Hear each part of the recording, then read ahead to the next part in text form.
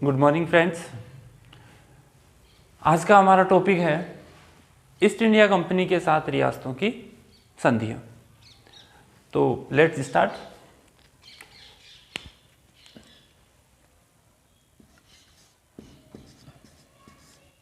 Lord Wellesley के काल में इन संधियों की शुरुआत हुई है, इसलिए लॉर्ड वेलेस्ली को सहायक संधियों का जनक कह सकते हैं। सहायक संधियों का जनक।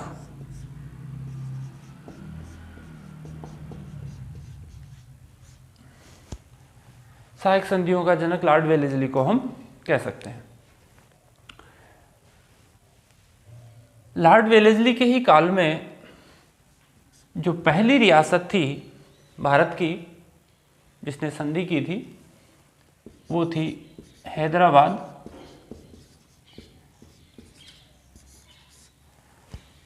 फर्स्ट सहायक संधि करने वाली। और राजस्थान की बात अब करें, उस समय हैदराबाद का जो शासक था वो था निजाम अली। निजाम अली ने हैदराबाद की ओर से सहायक संधियां की थी। अब राजस्थान में जो पहली जो सहायक संधि कर रहा है वो है भरतपुर। और उस समय भरतपुर का शासक है महाराजा रणजीत सिंह। ये संधि की महाराजा रणजीत सिंह ने 29 सितंबर 1803 को।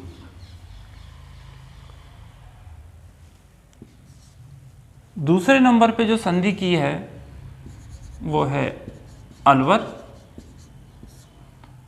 और ये संधि हुई दिसंबर 1803 को। और संधि करने वाले हैं यहाँ के शासक बख्तावर सिंह। 1803 में बख्तावर सिंह जी ने संधि की। और थर्ड है जयपुर और वही ईयर है 1803। तो फ्रेंड्स, ये जो संधियां थी इनको हम सहायक संधि कह सकते हैं। सहायक संधियां। और इंग्लिश वर्जन में देखें तो सब्सिडियरी अलायंस।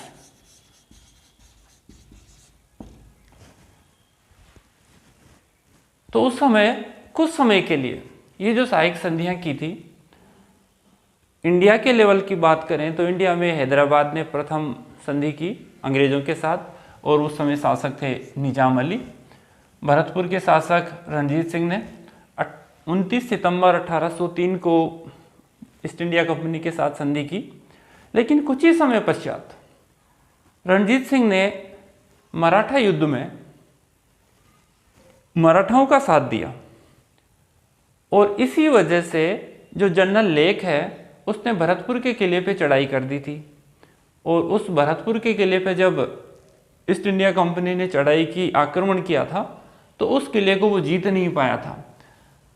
तो जब ये संधियां जो अंग्रेजों ने ईस्ट इंडिया कंपनी ने की थी, तो कुछ समय बाद क्या हुआ कि इन संधियों को लॉर्ड बार्लो एक आदेश के द्वारा लॉर्ड बार्लो ने इन संधियों को अवैध घोषित कर दिया, अर्थात निरस्त कर दिया। बस इन संधियों की बात यहीं पे खत्म होती है। अब जो बड़े लेवल पे संधियां हुई थी हम उनकी बात करते हैं। बड़े लेवल पे संधियां जो हुई थी वो लॉर्ड हेस्टिंग्स के काल में हुई थी, और वो संधियां कहलाती हैं सबऑर्डिनेट अलायंस के नाम से, अर्थात आश्रित पार्थक्य संधियां। अब हम बात कर रहे हैं राजस्थान लेवल पे। तो जब राजस्थान लेवल पे रियासती शासकों ने संधियां की थी तो वो संधियां कहलाती हैं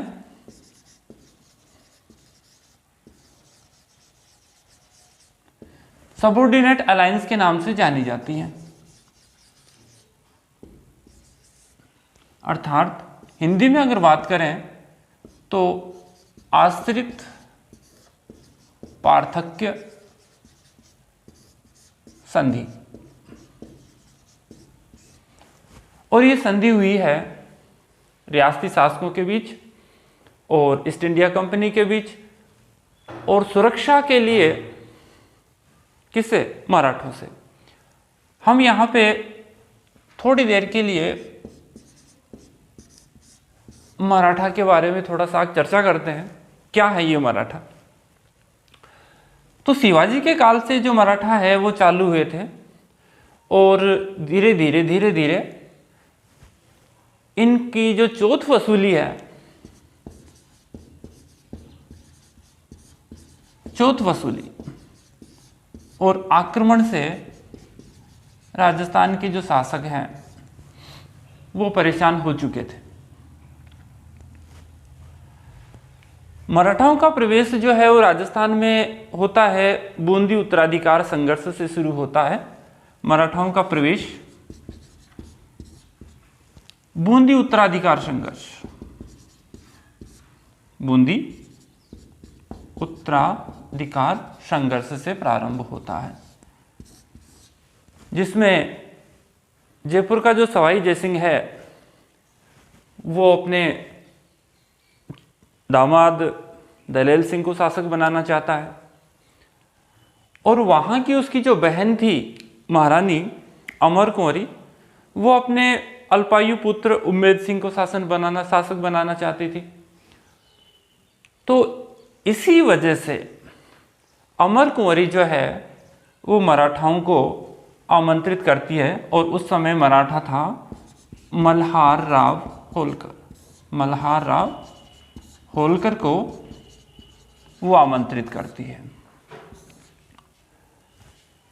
उसके बाद से राजस्थान में मराठाओं का जो हस्तक्षेप है वो बहुत ही ज़्यादा बढ़ गया था, और इसी हस्तक्षेप की वजह से जो राजस्थान के शासक जो हैं वो परेशान हो चुके थे, और इसी वजह से वो संधि करना चाहते थे। तो उस समय जो राजस्थानी रियासतों के जो शासक हैं वो मराठाओं को खिराज दिया करते थे। खिराज मतलब एक प्रकार का जो है टैक्स, वो टैक्स देते थे। तो ईस्ट इंडिया कंपनी ने ये बात कही कि जो खिराज आप मराठाओं को देते हैं वो खिराज आप ईस्ट इंडिया कंपनी को दें। ईस्ट इंडिया कंपनी, शॉर्ट में मैं इसको EIC बोलूँगा। तो जो रियासतें जो खिराज जो टैक्स है वो मराठाओं को देती थी, वही खिराज आपको कहाँ देना है? EIC को देना है, और हम आपकी मराठाओं से सुरक्षा करेंगे। तो राजस्थान के जो रियासती शासक हैं उनको इस बात में कोई दिक्कत महसूस नहीं हुई कि जो टैक्स अपन किसको दे रहे हैं? मराठाओं को। जो खिराज किसको दे रहे हैं? मराठाओं को। और वही खिराज अपन किसको देंगे? EIC को देंगे। तो हमें कोई दूसरी लागत या दूसरा प्रकार का कोई टैक्स तो देना ही नहीं पड़ रहा।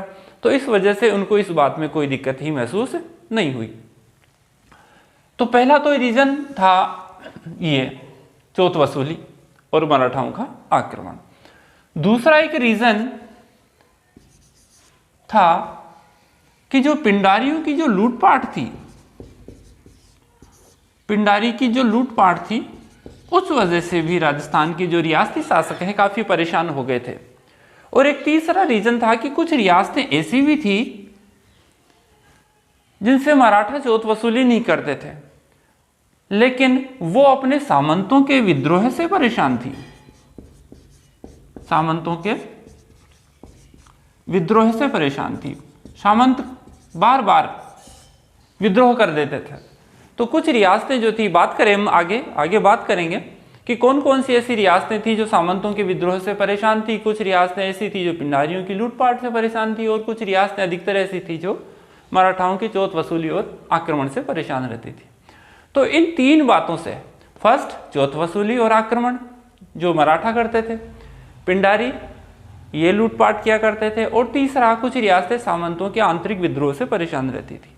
तो इसी वजह से राजस्थान के रियासती शासकों ने ये बात सोची कि क्यों न हम जो खिराज मराठाओं को दे रहे हैं वही खिराज हम किसको दें, EIC को दें, ताकि हम सुरक्षित रह सकें। तो इसी वजह से ये जो संधियां हैं वो स्टार्ट होती है। और फर्स्ट संधि हम यहां पे बात कर रहे हैं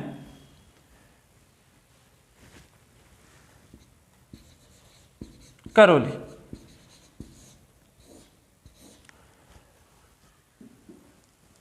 यहां पर एक चीज और हम एक्सप्लेन करेंगे कि उस समय जब लॉर्ड हेस्टिंग्स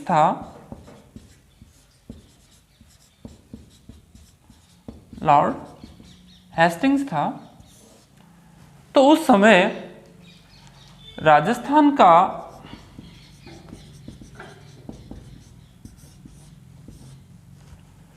जो अधिकारी था वो था चार्ल्स मेटकॉफ।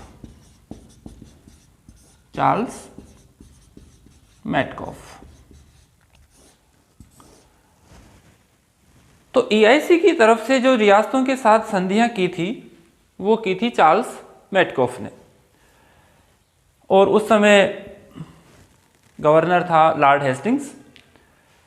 लेकिन एक चीज और हम यहां पर क्लियर कर देना चाहते हैं कि कुछ रियासतें ऐसी थी जिनके साथ चार्ल्स मेटकॉफ ने संधियां नहीं की थी। तो ऐसी कुछ रियासतें मैं यहां पर एक्सप्लेन कर रहा हूं कि जो संधियां चार्ल्स मेटकॉफ के द्वारा संपादित नहीं की गई थी। तो प्रतापगढ़,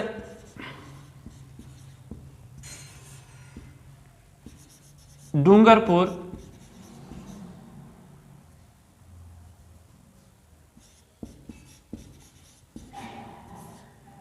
और बांसवाड़ा,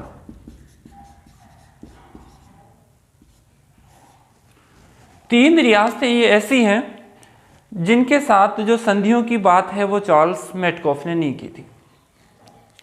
तो वो कौन था? तो ये तीन रियासतें, प्रतापगढ़, डूंगरपुर और बांसवाड़ा, इन रियासतों की जो संधियां हैं वो की थी उस समय मालवा का रेजिडेंट था, उसने की। उसका नाम जिस तरह से यह है कि उसने जो मोलकम, उसका नाम था जॉन मोलकम। जॉन मोलकम ने कहा कि हम आपके जान और माल की रक्षा करेंगे, सुरक्षा करेंगे, आप हमसे संधियां करें।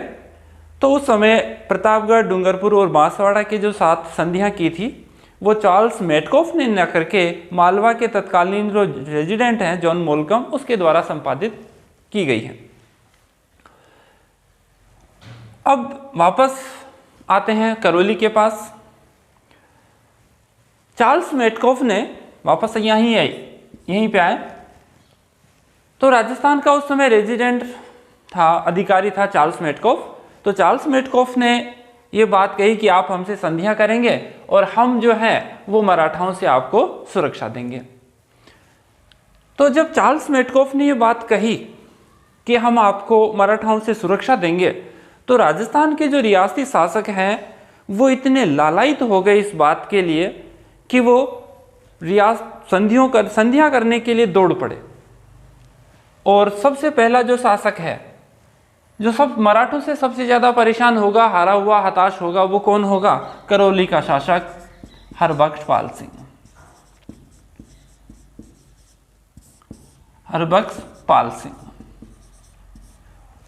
और हरबख्श पाल सिंह ने ये जो संधि की ये की 9 नवंबर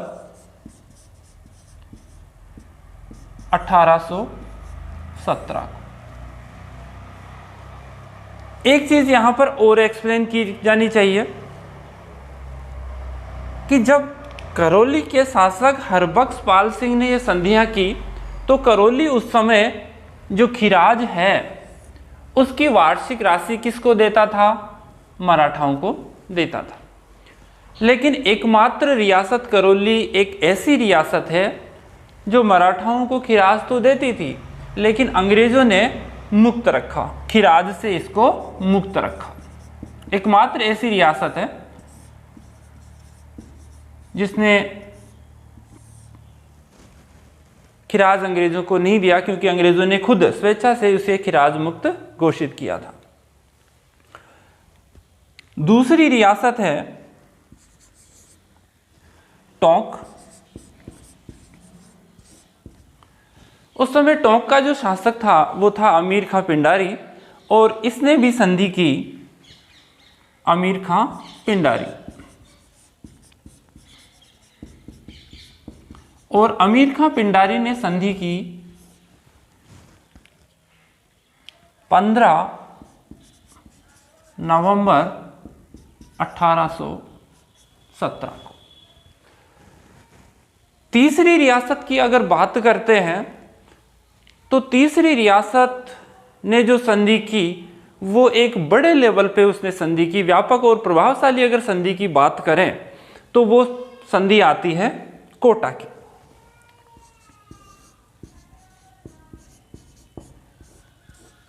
प्रभावशाली संधि, हम फिर से एक्सप्लेन कर रहे हैं इस चीज की, प्रभावशाली और व्यापक। प्रभावशाली और व्यापक जो संधि की थी उस समय वो कोटा ने की थी। उस समय कोटा का जो शासक था, कोटा का शासक था उम्मेद सिंह। कोटा का शासक कौन था? उम्मेद सिंह। उस समय जब ये कोटा का शासक उम्मेद सिंह था तो उस समय कोटा का जो एक प्रशासक था जालिम सिंह, प्रशासक था जालिम सिंह। प्रशासक कौन था? जालिम सिंह।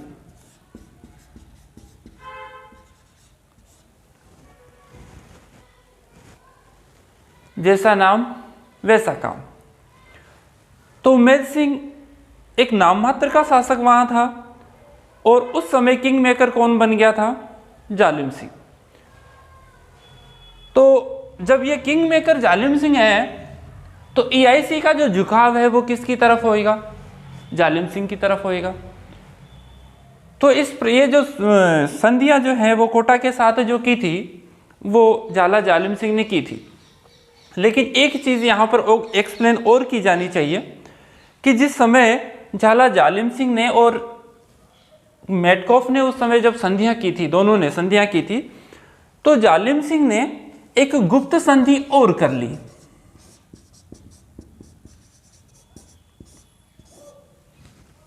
गुप्त संधि जालिम सिंह ने और कर ली। और ये गुप्त संधि क्या थी?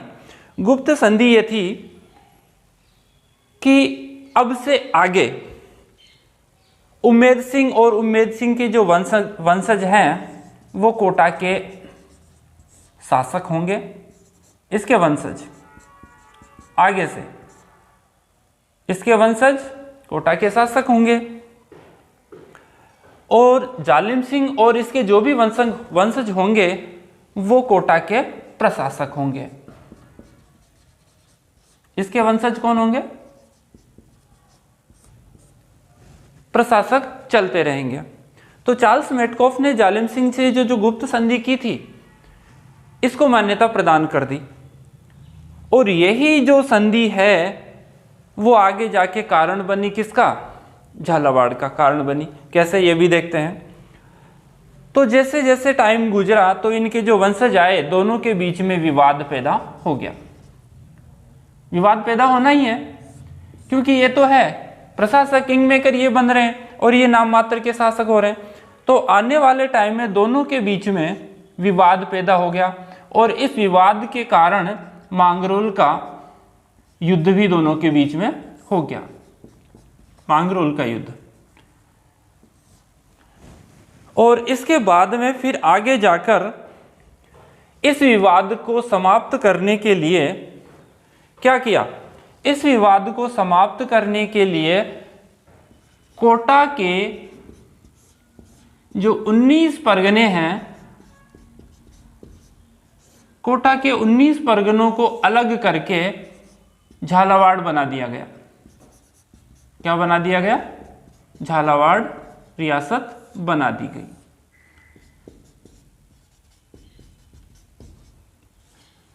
कोटा के 19 परगनों को अलग करके झालावाड़ रियासत बना दी गई और यहाँ का जो पहला शासक है वो बना दिया गया झाला मदन सिंह को। तो अगर प्रश्न ये पूछा जाए कि झालावाड़ का जो पहला राजा है वो कौन बना, तो पहला राजा बना झाला मदन सिंह। और अगर सबसे नवीन रियासत पूछे तो कौन सी रियासत होती है? रियासत होती है झालावाड़ रियासत, जो अंग्रेज़ों ने बनाई थी।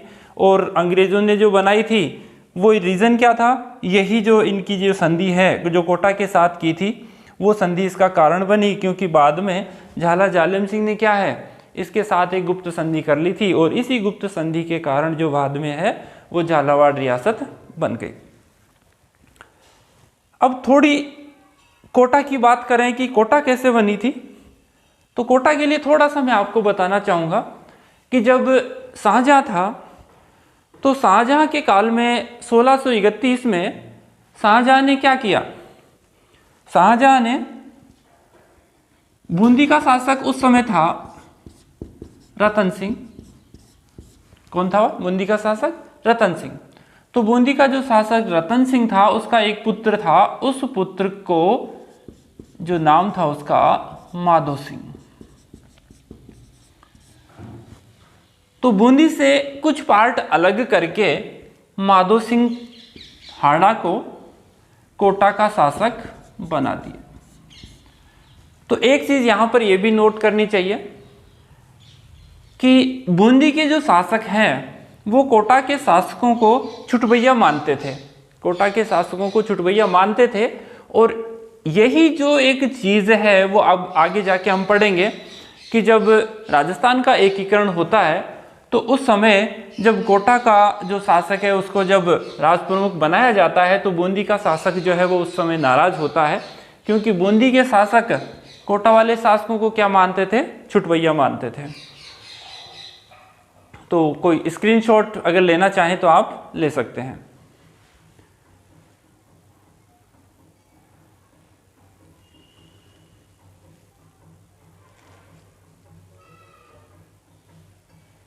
ठीक है फ्रेंड्स,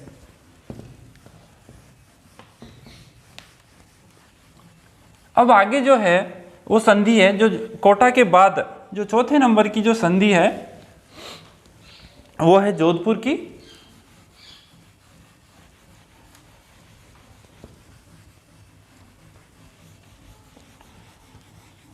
हम फिर से एक बार एक्सप्लेन कर देते हैं कि उस समय जोधपुर का जो शासक है उसने चार्ल्स मेटकॉफ के साथ संधियां की थी और शासक उस समय था मानसिंह। ठीक, अब चौथे नंबर पे संधियां आ रही है जोधपुर, और जोधपुर का शासक था उस समय मानसिंह। जोधपुर और शासक है उस समय मानसिंह। मानसिंह ने जो संधि की थी जोधपुर के लिए, वो एक विशेष महत्व रखती है और इसी के कारण जो कुछ रीजन बनता है वो अब यहाँ पे आपके सामने एक्सप्लेन करूँगा मैं। जोधपुर रियासत ने जो संधि की मानसिंह, और 6 जनवरी 1818 में इसने संधि की। फिर से एक चीज़ और, मैंने एक चीज़ छोड़ी, इसलिए छोड़ी है कि जब राजस्थान के रियासती शासकों ने ईस्ट इंडिया कंपनी के साथ संधि की और ईस्ट इंडिया कंपनी ने यह स्वीकार किया कि हम आपको संरक्षण देंगे मराठाओं के खिलाफ, तो एक बात तो बनती है कि जब ईस्ट इंडिया कंपनी ने कहा कि हम आपको संरक्षण देंगे मराठाओं के खिलाफ, तो ईस्ट इंडिया कंपनी भी मराठाओं से ऐसी कोई न कोई संधि तो करेगी ताकि मराठा राजस्थान के रियासती शासकों पर आक्रमण नहीं करें। तो यहाँ पर जब ईस्ट इंडिया कंपनी ने 6 जनवरी 1818 को जोधपुर के साथ संधि की, उसी समय मराठाओं के साथ भी एक संधि उसने की। काफ़ी इंपॉर्टेंट क्वेश्चन बनता है यहाँ पे कि उस समय मराठाओं के साथ भी उसने संधि की, और वो संधि जो जानी जाती है वो है मंदसौर की संधि। मंदसौर की संधि ये ईस्ट इंडिया कंपनी ने मराठाओं के साथ की थी, और इस संधि के अनुसार मराठा जो हैं वो रियासती शासकों पे अपना दावा छोड़ देंगे और किसी भी प्रकार की जो आक्रमण, लूटपाट या इत्यादि जो भी गतिविधियां हैं वो बंद कर देंगे। तो इस तरह से मराठाओं ने राजस्थान में अपनी पराजय स्वीकार कर ली, यानी कि मराठा राज्य जो शिवाजी के काल से लगभग 1660 से चालू हुआ था वो 1818 तक आते आते समाप्त हो गया।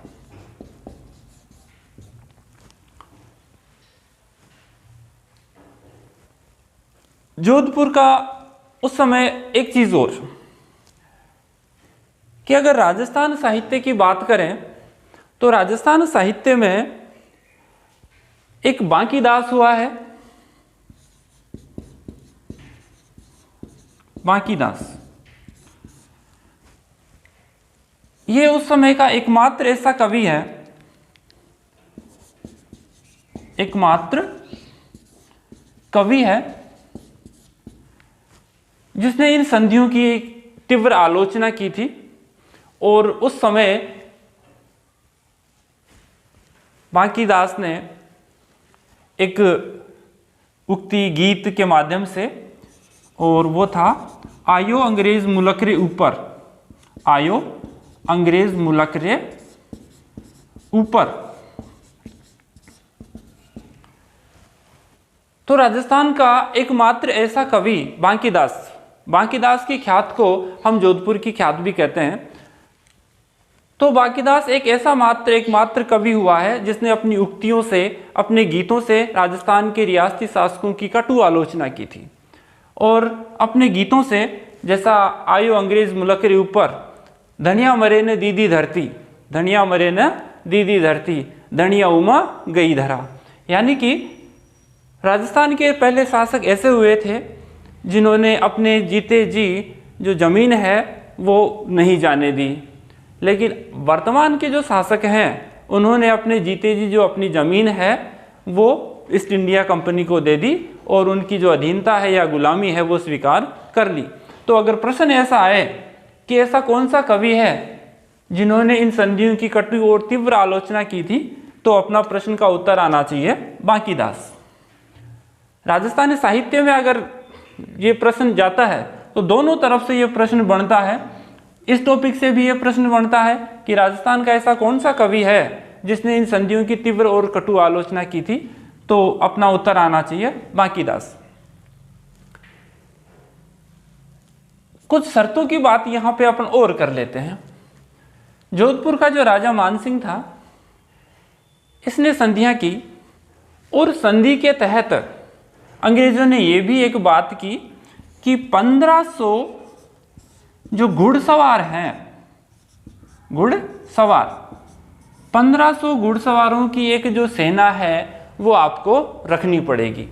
एक संधि में एक बात नहीं थी कि जोधपुर राज्य को 1500 घुड़सवारों की एक सेना, घुड़सवारों की सेना रखनी पड़ेगी और वो ईस्ट इंडिया कंपनी के लिए, इसकी सहायता के लिए हमेशा तैयार रहेगी।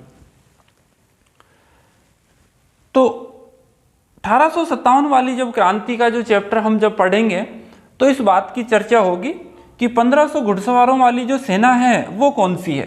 तो 1500 घुड़सवारों वाली जो सेना उसने बनाई थी, जोधपुर ने जो बनाई थी, वो थी जोधपुर लीजियन, जिसका 1857 वाली क्रांति में एक अहम रोल हम आगे पढ़ेंगे।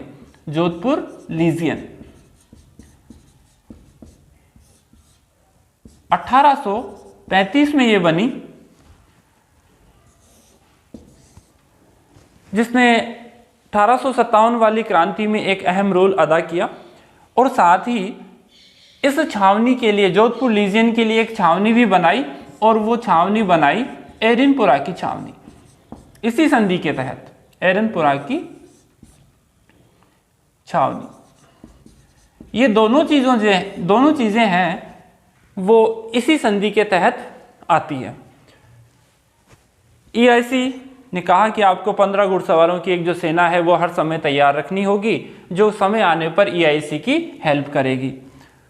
तो बाद के शासकों ने क्या किया, 1500 घुड़सवारों की एक सेना तैयार की, नाम रखा जोधपुर लीजन, जो 1857 की क्रांति में एरनपुरा में विद्रोह करती है, और छावनी तैयार कर ली। तो दोनों प्रश्न काफी इंपॉर्टेंट है कि जोधपुर लीजन का गठन कब हुआ, प्रश्न आ चुका है।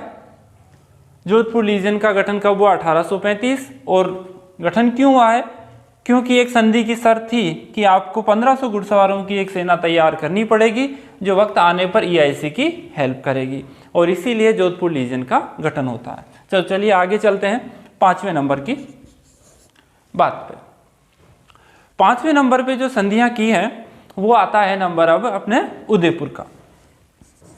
5वें नंबर की संधि में नंबर आता है उदयपुर का। उस समय उदयपुर का जो शासक है वो थे भीम सिंह, उदयपुर के शासक भीम सिंह। और संधि इन्होंने की ईस्ट इंडिया कंपनी के साथ 13 जनवरी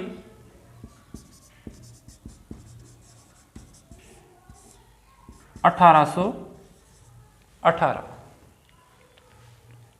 13 जनवरी 1818 को। उस समय एक चीज और की जो संधि की शर्तें थी उसके अकॉर्डिंग भी इन्होंने एक छावनी का गठन इनको भी करना था, और वो थी अजमेर मेरवाड़ा की छावनी। इसका रोल भी हम 1857 की क्रांति में पढ़ेंगे, और इसका गठन इन्होंने कर लिया था 1822 के अंदर ही। तो ये भी इंपॉर्टेंट क्वेश्चन है। 1857 की वाली की जो क्रांति है, अजमेर मेरवाड़ा जो है बटालियन, 1822 में इसका गठन होता है। तो इसका गठन भी जो है वो इन संधि की शर्तों के अधीन ही होता है। 6ठे नंबर की रियासत। अब ज़्यादा जो है वो रियासतें हैं जो महत्वपूर्ण अब नहीं है, क्योंकि जो मुख्य जो शर्तें हैं, मुख्य जो चीज़ें हैं वो भी यहीं आ जाती हैं।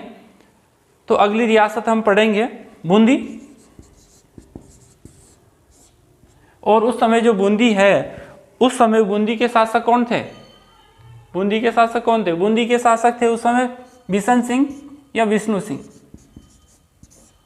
बूंदी के शासक उस समय थे बिशन सिंह, जिन्होंने ईस्ट इंडिया कंपनी के साथ संधि की थी, और इन्होंने ये संधि की थी 10 फरवरी को की थी 1818 को।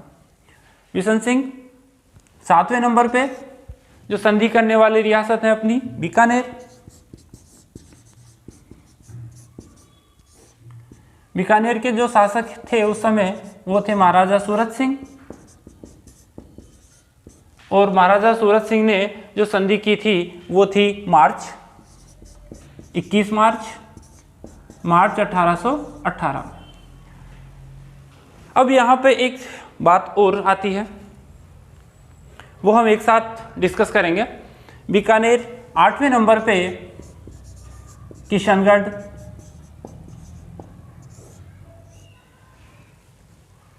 किशनगढ़ का उस समय जो शासक था वो था महाराजा कल्याण सिंह।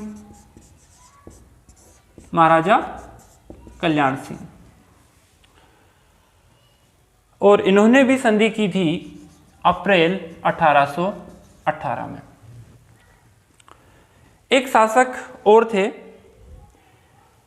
जिनका नाम यहाँ पे अपन ले लेते हैं साथ ही, किशनगढ़ के साथ ही ले लेते हैं, और वो जो शासक हैं वो थे जैसलमेर के।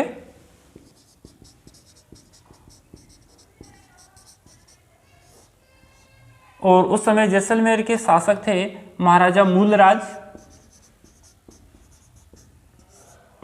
सिंह।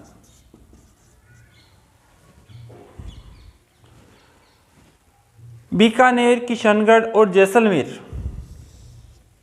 ये ऐसे 3 रियासतें थी जो मराठाओं को खिराज नहीं देती थी, इसलिए EIC ने भी इनको खिराज देने से मुक्त रखा।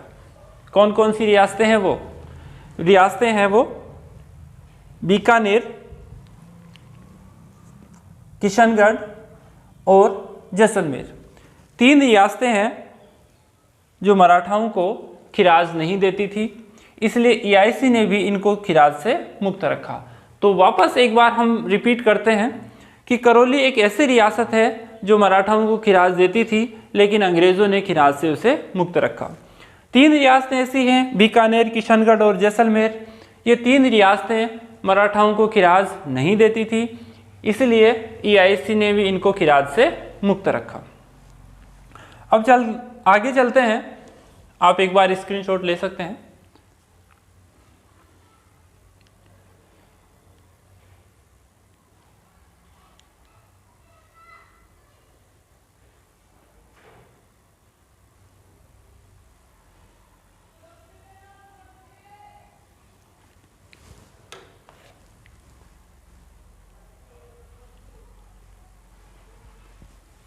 यस,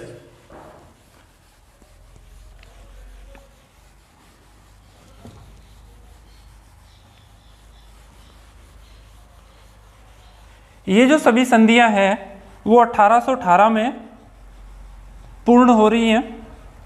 एकमात्र एक रियासत है जो संधियां नहीं कर पाई थी उस समय, उसकी अब हम बात आगे अभी करेंगे कि क्यों नहीं कर पाई थी संधि। अब साउथ की तरफ चलते हैं, साउथ वाला जो पार्ट है उसकी तरफ चलते हैं। एक बार पहले जैसलमेर जयपुर की ले लेते हैं। जयपुर का जो उस समय शासक था वो था जगत सिंह। जयपुर का शासक जगत सिंह, और इन्होंने जो संधियां की थी वो की थी 18 अप्रैल 1818 को की थी। जयपुर के बाद में जो संधियां की है वो चलते हैं अब साउथ के पास। जो साउथ रियासतें हैं, प्रतापगढ़ है, और प्रतापगढ़ का उस समय शासक था सावंत सिंह। प्रतापगढ़ का शासक कौन है? प्रतापगढ़ का उस समय शासक है सावंत सिंह, और इन्होंने संधियां की हैं अक्टूबर 1818 में। प्रतापगढ़ के बाद अगली जो रियासत लेते हैं, बांसवाड़ा लेते हैं या डूंगरपुर लेते हैं। डूंगरपुर लेते हैं पहले। डूंगरपुर रियासत शासक है उस समय बैठे हैं यहाँ जसवंत सिंह। शासक कौन है? जसवंत सिंह। और इन्होंने भी संधियां उसी समय, लगभग वही दिसंबर 1818। और डूंगरपुर के बाद में बांसवाड़ा ले लेते हैं। बांसवाड़ा का वही शासक जो कोटा का उस समय शासक कौन था? उम्मेद सिंह। तो उस समय बांसवाड़ा का शासक भी कौन आ जाएगा? उम्मेद सिंह। तो बांसवाड़ा का शासक कौन है? उम्मेद सिंह। और इन्होंने भी संधियां की हैं, वही टाइम है दिसंबर 1818। फिर से एक बात दोहरा लेते हैं कि प्रतापगढ़, डूंगरपुर और बांसवाड़ा के जो 7 संधियां हैं वो किसने की हैं? मैंने एक बार पहले चर्चा करी थी, जान माल की हम रक्षा करेंगे, तो कौन है? जॉन मोलकम। मालवा का तत्कालीन रेजिडेंट था ये, और मालवा का जब तत्कालीन रेजिडेंट था तो उस समय जो संधियां की थी वो जॉन मोलकम ने की थी। लेकिन कभी कभार एग्जाम में अगर प्रश्न आ जाए कि संधियां किसने की थी, तो जॉन मोलकम आ नहीं पाया था उस समय। तो अगर एक नाम ये मिले कॉलफील्ड, तो ये भी आप टिक कर सकते हैं। वापस एक बार मैं एक्सप्लेन कर देता हूँ। प्रतापगढ़, डूंगरपुर और बांसवाड़ा, इनके शासक डूंगरपुर, प्रतापगढ़ और बांसवाड़ा। प्रतापगढ़ के शासक हैं सावंत सिंह, अक्टूबर 1818 में इन्होंने संधियाँ की। डूंगरपुर शासक हैं जसवंत सिंह और बांसवाड़ा के शासक हैं जो कोटा के शासक थे, उन्हीं के नाम से है उम्मेद सिंह। तीनों के जो साथ हैं वो संधियाँ की हैं मालवा के तत्कालीन रेजिडेंट जॉन मोलकम ने, लेकिन ये जॉन मोलकम नहीं आया था तो इसने अपनी तरफ से एक अधिकारी भेजा था जिसका नाम था कॉलफील्ड। तो इस तरह से ये संधियाँ जो होती हैं। अब लास्ट अपनी जो रियासत बच गई वो बच गई सिरोही।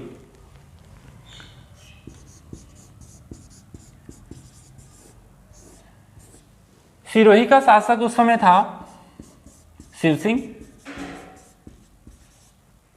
सिरोही का शासक कौन है? शिव सिंह। और इन्होंने लास्ट जो दौर है उसमें संधियां की सितंबर 1823 में।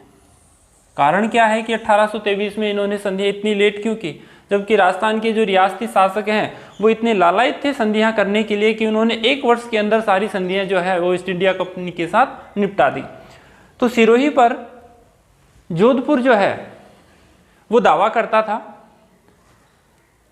और इसी वजह से ये संधियां जो है वो संपादित नहीं हो पाई, क्योंकि जोधपुर ये कहता था कि जब हमने संधि कर ली है तो जो ये सिरोही को संधि करने की कहाँ जरूरत है।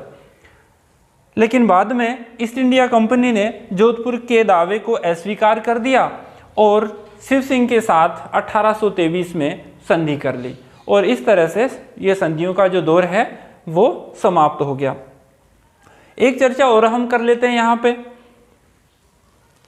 झालावाड़ और ले लेते हैं।